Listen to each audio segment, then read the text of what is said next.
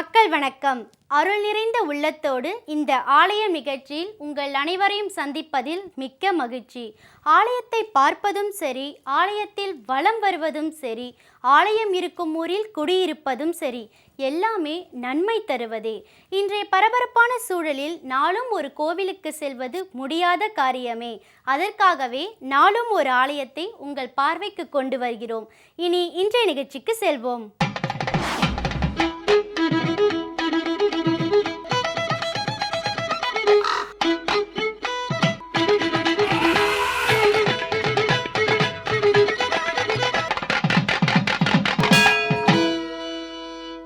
உலக வரைபடத்தில் இந்திய துணைக்கண்டமே புண்ணிய பூமியாக சிறப்பிக்கப்படுகிறது. அதிலும் தென்னகமே ஞான பூமியாக கருதப்படுகிறது. இங்கேதான் ஏராளமான கோவில்கள், ஏராளமான ஞானாசிரியர்கள், ஏராளமான தெய்வ திருவிளையாடல்கள். ஒவ்வொரு கோவிலுக்கும் ஒவ்வொரு சிறப்பு. அவற்றை பார்க்கும் வகையில் இன்றைய நிகழ்ச்சியில் என்ன ஆலயம், என்ன சிறப்பு என்று பார்ப்போமா?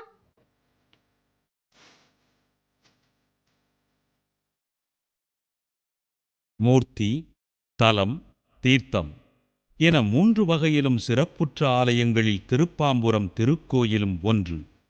திருஞான சம்பந்தர் காலத்தில், அதாவது கிபி 6-7 நூற்றாண்டில் செங்கற்கோயிலாகவே இருந்திருக்கிறது இந்த திருப்பாம்புரம் ஆலயம்.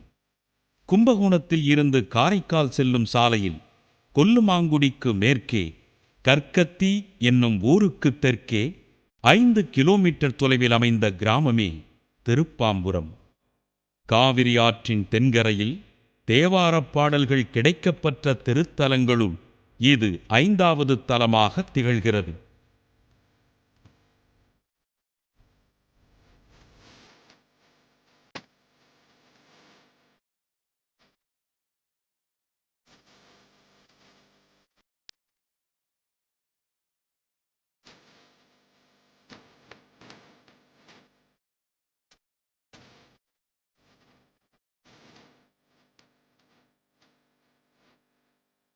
திருப்பாம்புரம், பாம்புர நன்னகர், பாம்புரம், சேஷபுரி, உய்யக்கொண்டார்புரம், வளநாடு என்று அழைக்கப்படும் இத்திருத்தலத்து இறைவனின் திருநாமம் சேஷபுரீஸ்வரர், பாம்பீசர், பாம்புரநாதர், பாம்புரேசர் எனப்படுகிறது. அம்பிகையின் திருப்பெயர்களாக பிரம்மராம்பிகை, வண்டார் குழலி, வண்டு சேர்குழலி, வண்டார் பூங்குழலி, மாமலையாட்டி என்ற நாமங்கள் உள்ளன.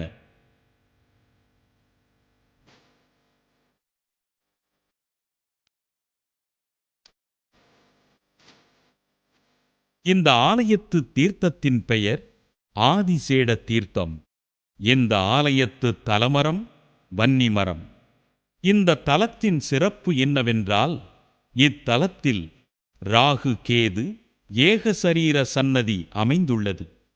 கிழக்கு நோக்கிய கம்பீரமான 3 நிலைகளை உடைய ராஜகோபுரம், அதற்கு எதிரே ஆதிசேஷ தீர்த்தம், பிறகு கொடிமரத்து விநாயகர், பலிபீடம், நந்தி என்ற நிலையில் தெற்கு பிரகாரத்தில் திருமலை ஈசுவரனின் மாடக்கோயில் அமைந்திருக்கிறது.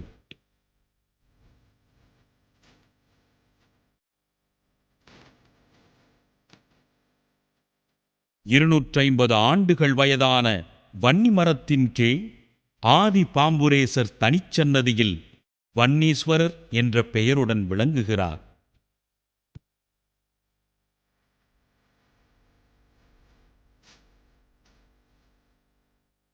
தெற்கு பிரகாரத்தில் அமைந்துள்ள கருவறை ஆவரணத்தில் தட்சிணாமூர்த்திக்கு மேல் அருளும் சட்டநாதர் அமைந்திருக்கிறார்.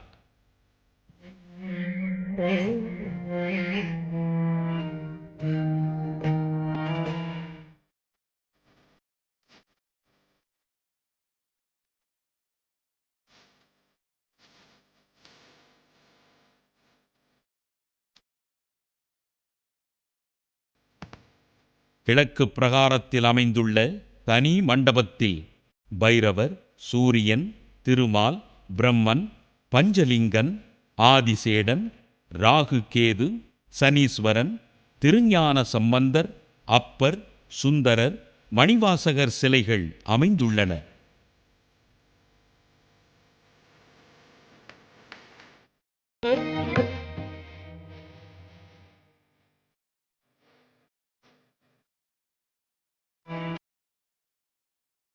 கருவறையில் பாம்புரேசுவரர் இலிங்க வடிவாய் எழுந்தருளியிருக்கிறார்.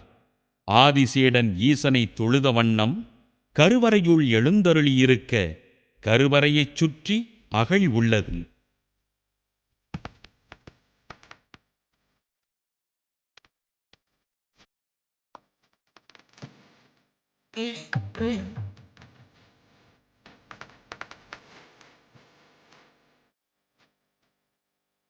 இறைவன் சன்னதிக்கு இடப்புறமாக வடக்கு பிரகாரத்தில் ஒரு கையில் தாமரையும் ஒரு கையில் உருத்திராட்ச மாலையும் கொண்டு வரதஹஸ்தம் அபயஹஸ்தம் கொண்டு அருட்கோலத்தில் அம்மை வண்டார் குழலி காட்சியளிக்கிறார்.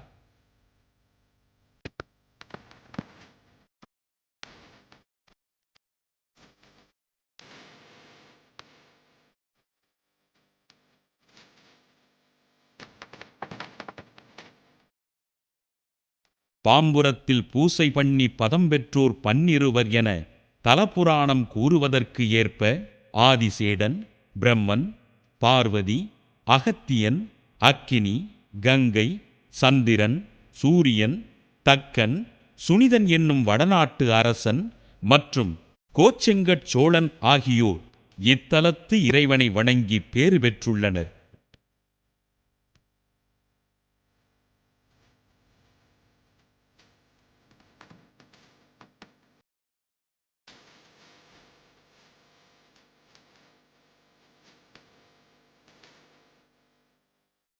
வாயு பகவானுக்கும் ஆதிசேடனுக்கும் தம்மில் யார் பெரியவர் என்ற போட்டி ஏற்பட்டது. இதனால் அனைத்து உயிர்களுக்கும் துயரம் ஏற்பட இருவரையும் பேயாக சபித்த சிவபெருமான் ஆதிசேடனை மதுரைக்கு கிழக்கிலும் வாயுவை வைகை நதிக்கு வடக்கிலும் பூசை செய்ய வைத்தார். ஆதிசேடன் பாம்புரத்தில் தம்மை 12 ஆண்டுகள் பூஜை செய்து விமோசனம் பெற்றதாக தலபுராணம் கூறுகிறது. கருவறையில் அவ்வப்போது நாகம் வந்து வணங்குவதாக கூறப்படுகிறது.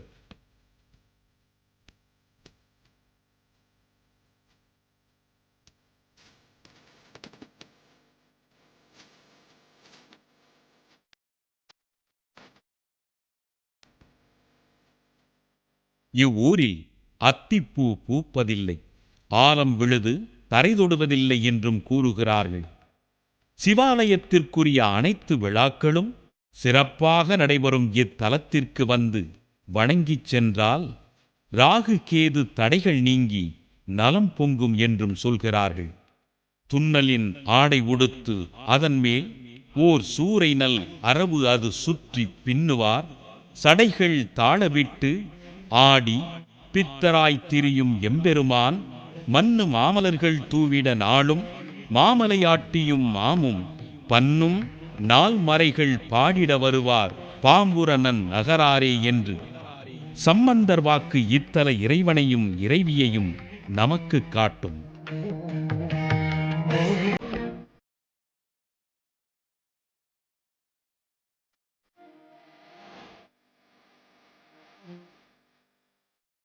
என்ன நேயர்களே, ஆலயம் என்பது ஆன்மீக சடங்குகள் மட்டுமே நடைபெறும் இடமாக இல்லை, சமயங்களுக்கும் சடங்குகளுக்கும் தொடர்பே கிடையாது என்று கூட சொல்லிவிடலாம்.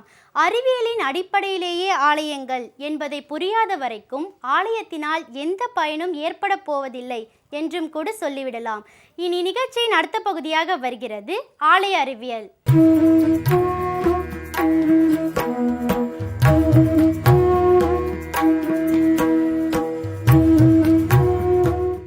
அன்பர் பணி செய்ய என்னை ஆளாக்கி விட்டுவிட்டால் இன்ப நிலை தானே வந்து எய்தும் பராபரமே. திருக்கோவில்களில் வந்து நேர்த்தி கடன் செலுத்துவது வேண்டுதல்கள் என்று சொல்கின்றோம் அல்லவா? அதில் என்னென்ன வகை, எந்த கோவிலில் நடந்தது என்பதை நமது பழந்தமிழ் சங்ககால நூல்கள் என்றெல்லாம் சொல்கின்றோமே, அப்படிப்பட்ட பழந்தமிழ் நூலான பரிபாடல் என்பது சொல்கின்றது.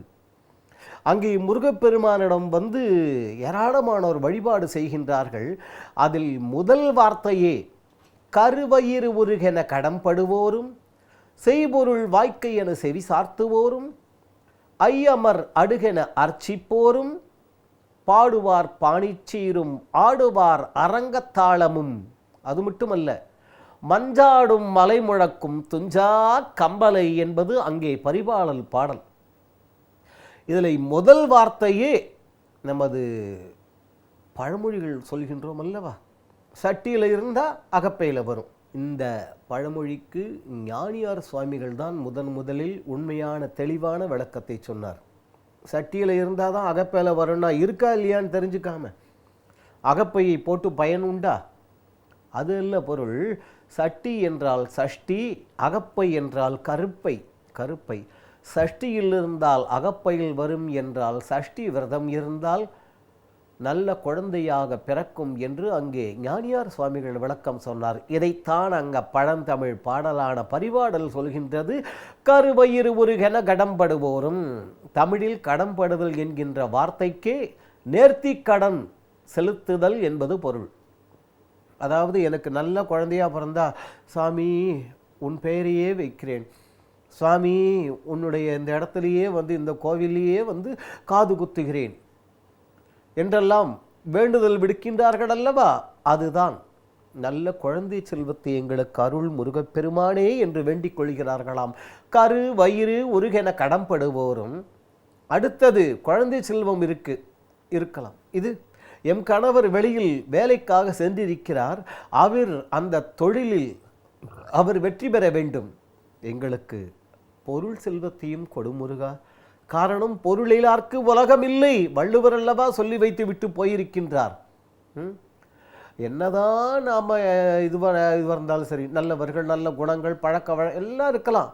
ஒரு கடையில் போய் நின்று கொண்டு, அப்பா அன்பை எல்லாருக்கும் சொல்பவன், என் வாழ்க்கையே அன்புமயமாக செலுத்தி இருப்பவன், மனதால் கூட நான் யாரிடமும் கோபம் கொண்டதில்லை, எனக்கு ஒரு 1/4 கிலோ அரிசி கூடையின் உணவிற்கு. யோ பகது கடைக்கு போய் அப்போதான் கடை திறந்திருக்கு.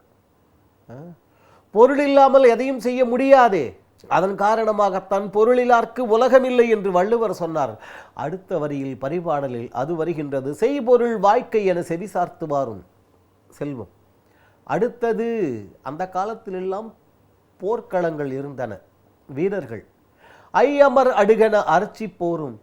எங்கள் கணவர்கள் அங்கே போர்க்களத்திற்கு சென்றிருக்கிறார்கள், முருகப்பெருமானே அவர்கள் நல்ல விதமாக வெற்றி பெற்று திரும்ப வேண்டும், அப்பா எங்களுக்கு தாலி பாக்கியத்தை அருள் என்று வேண்டுவதைப் போல அங்கே ஐயமர் அடுகென அர்ச்சி போரும். அது மட்டுமல்ல, பாடுவார் பாணிச்சீரும் ஆடுவார் அரங்கத்தாளமும். நமது முந்தைய நிகழ்ச்சிகளிலேயே பார்த்தோம், மாற்றுத்திறன் கொண்டவர்கள் என்று இக்காலத்தில் சொல்லப்படுவதை 1000 ஆண்டுகளுக்கு முன்னாலேயே செயல்படுத்தியவர்கள் நமது முன்னோர்கள்.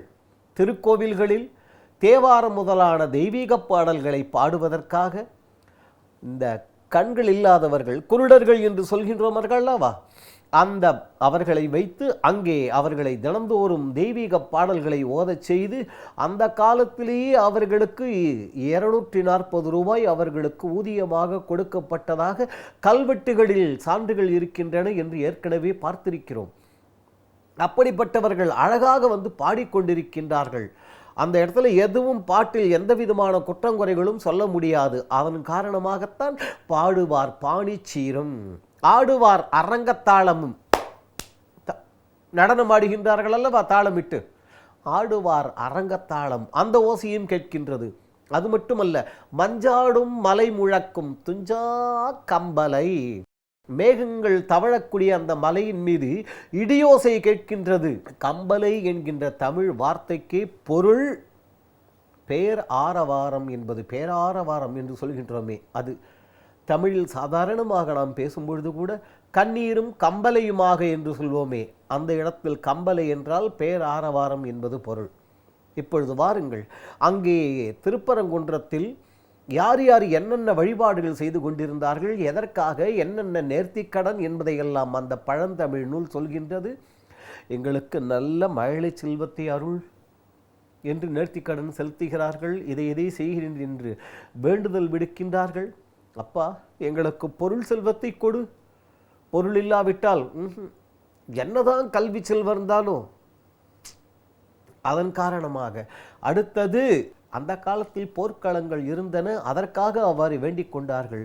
இன்று நாம் வேண்ட வேண்டியது வாழ்க்கையே போர்க்களமாக இருக்கிறது. வீட்டை விட்டு வெளியில் கிளம்பினால் எங்கே ஒன்றும் சொல்ல முடியலையே. அவ்வளவையும் சந்தித்து விட்டு வெற்றி பெற்று வீடு திரும்ப வேண்டும். வீடு திரும்பினால் இங்கு ஒரு பெரிய போர்க்களமே காத்து கொண்டிருக்கின்றது.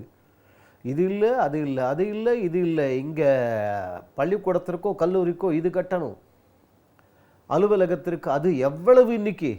ஆகவே வாழ்க்கையே ஒரு போர்க்களமாக இருக்கின்றது.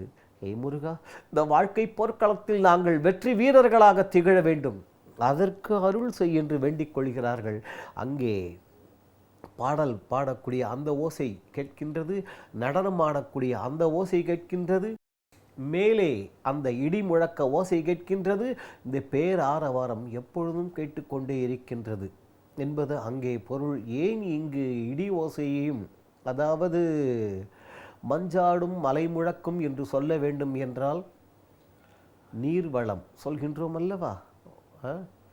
வள்ளுவரும் அவருடைய திருக்குறளில் சொல்லி வைத்தாரே, விசும்பில் தொழிவீழில் அங்கல்லால் மற்றாங்கே பசும்புற்றலை காண்பது அரிது, சிறப்படு பூசனை செல்லாது, வானம் வரக்குமேல் வானோர்க்கும் ஈண்டு.